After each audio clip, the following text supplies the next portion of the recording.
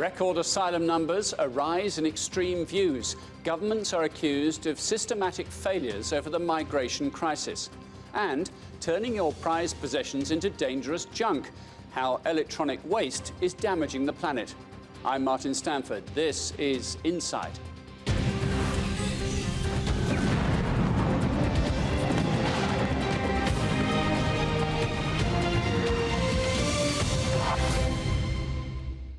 There are more asylum seekers looking for refuge from war and terror than at any time since the Second World War.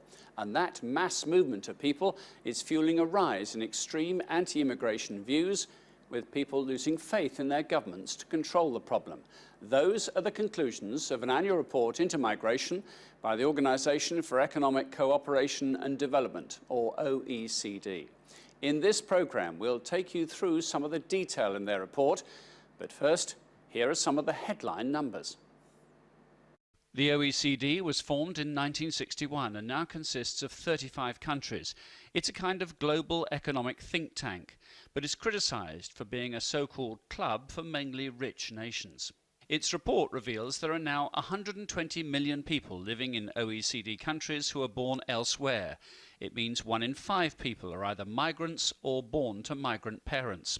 4 million new migrants are settling each year, and while most have chosen to move country, many are fleeing violence, with 1.65 million asylum applications in 2015, of which nearly 400,000 were fleeing the conflict in Syria. These are the OECD countries who received the most migrants in 2014. America, followed by Germany, then the United Kingdom, Canada and France. The report suggests that once full figures are confirmed for 2015, Germany is likely to nearly equal the US total of 1 million, a 100% increase in just 12 months. Those numbers are fueling fears, people feeling that migration is out of control and their borders aren't secure. They believe it's putting a strain on local services and that poor people suffer more as a result. Finally, they believe that migrants don't want to integrate. The OECD says that's despite evidence that migration has a long-term positive impact on most nations. Well, let me talk you through some more details from the OECD report. This is a table of the net inflows and outflows from a number of countries in the OECD. And have a look at Germany here. This is right at the top of the table because it has net inflow over the last years, much more than used to be the case and compared to other countries. Poland at the bottom of the chart actually has lost people. They've seen a net outflow of citizens over the last few years. We can show you another table which focuses a little bit on the Syrian situation because that's going to be the focus of one of our conversations. See the trend graph here. Syria was unremarkable until 2014-15. when the civil war took off. And interestingly, and something we'll talk about in a moment, efforts by European governments to control the flow of Syrians leaving the country just appear, on initial data from the first quarter of 2016, would appear to be having a good effect. One more chart to show you here, which also illustrates the Syrian issue. Back in 2013, if I highlight Syria, 9% of the people on the move. In 2014, it was 16%. By 2015, it's nearly a quarter of everyone on the planet who are trying to find a new home. They were Syrians. Well, to discuss that further, I'm joined now by 2 guests here in the studio. Insight senior correspondent Dana Lewis is with me, and Maya Mailer, who is head of humanitarian policy and campaigns from Oxfam. Maya, do you see Syria as the #1 challenge for the world right now? Well, we all know that the conflict in Syria has been raging for almost 6 years, and that's been one of the reasons why so many people are seeking to claim asylum. There are close to 5 million Syrian refugees, and then there are many millions, 6 million of people displaced within Syria because of the conflict, the bombardments and the shelling. So of course it's a huge humanitarian catastrophe. But we need to remember that the vast majority of Syrian refugees are being sheltered in the neighboring countries, in Jordan, in Lebanon, in Turkey. I was just in Jordan last week talking to Syrians, both in the camp and those living with among poor Jordanians. And a country like Jordan or Lebanon, in Lebanon, 1 in 4 of the residents there are refugees. They are struggling to deal with this inflow of people. The response from European Union governments, I think, has been primarily about deterrence and outsourcing of their borders in response to this huge humanitarian tragedy. I mean, the OECD is quite blank. They're not exactly stark in their holding back. They are quite critical of governments, say they are bordering on ineptitude in many ways. You would reinforce that view? Well, I think what we see happening in relation to Syria, but also globally, and of course there are the majority of refugees aren't Syrian, is an undermining of the right to asylum, an undermining of the right to seek sanctuary. Back in March, the European Union government signed a deal with Turkey that was predicated on returning people, including Syrians, to Turkey, even though Turkey hosts more refugees than any other country in the world. So yes, I think the response from the European Union has been about responsibility shifting rather than sharing responsibility for the world's refugees. And in the world of politics, Dana, asylum, refugees, economic migrants, they tend to get conflated, don't they? And Western governments, particularly, I suppose, in the European area affected by the Syrian crisis, seem to be making something of a muddle of their response. Well, they're making a muddle of it, and it's becoming politically toxic. And the OECD is saying that 34 countries, have to deal with this backlash against refugees and against migrant workers and just in general about immigration, that they are failing to sell it, failing to explain it to people.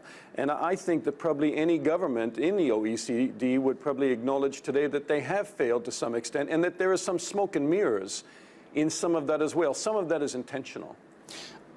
Germany is a case in point, isn't it? With Angela Merkel, particularly faced with the crisis in Syria and the consequences of the civil war there, said, we should look after people. We should do the right thing.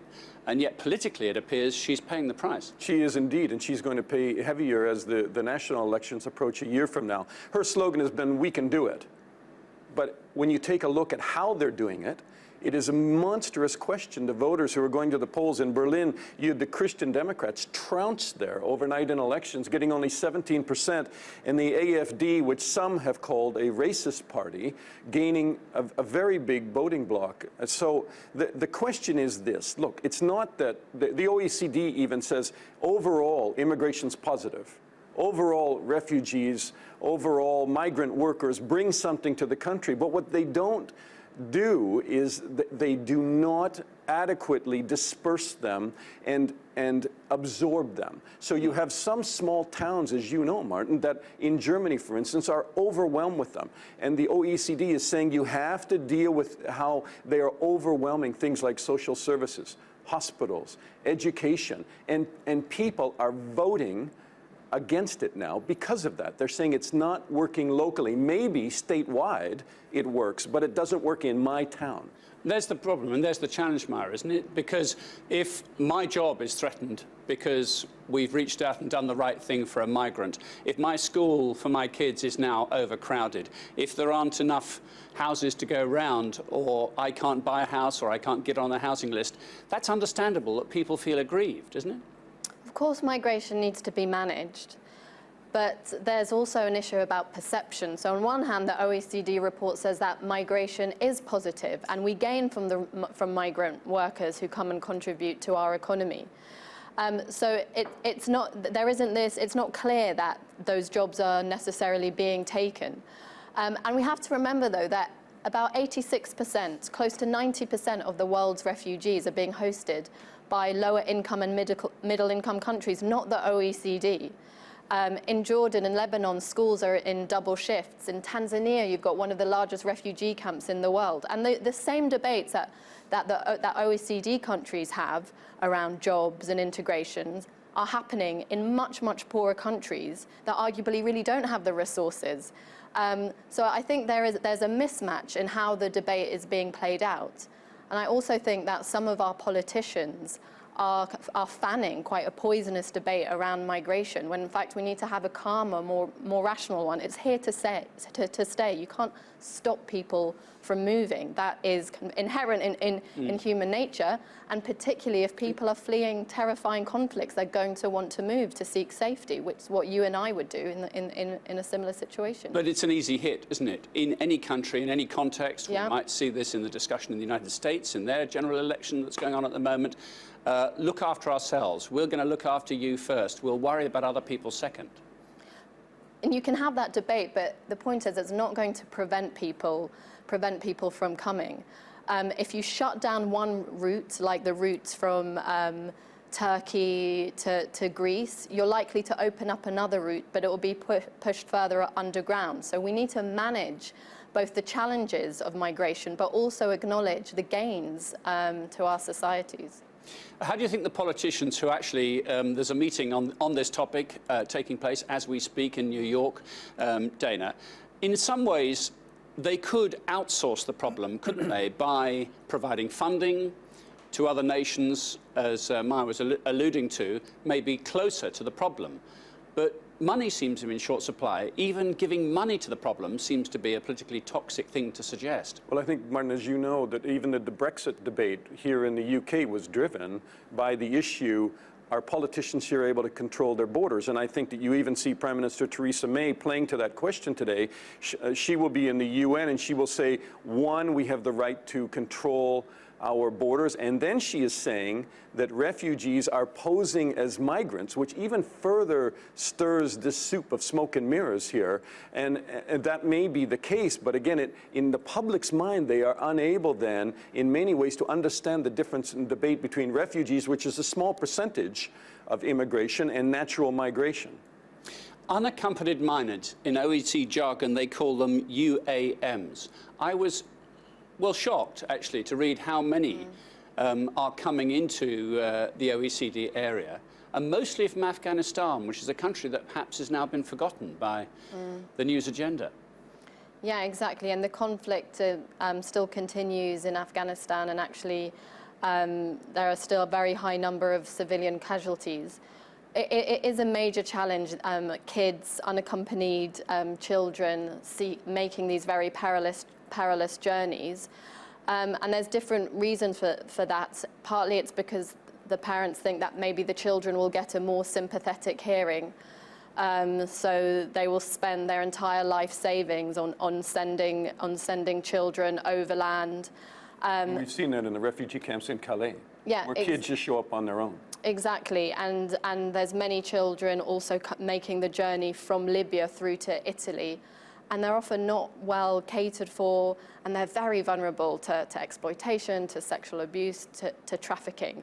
So, you know, at a minimum, European governments, rich governments, need to do a better job of receiving these kids and making sure that their basic rights are upheld.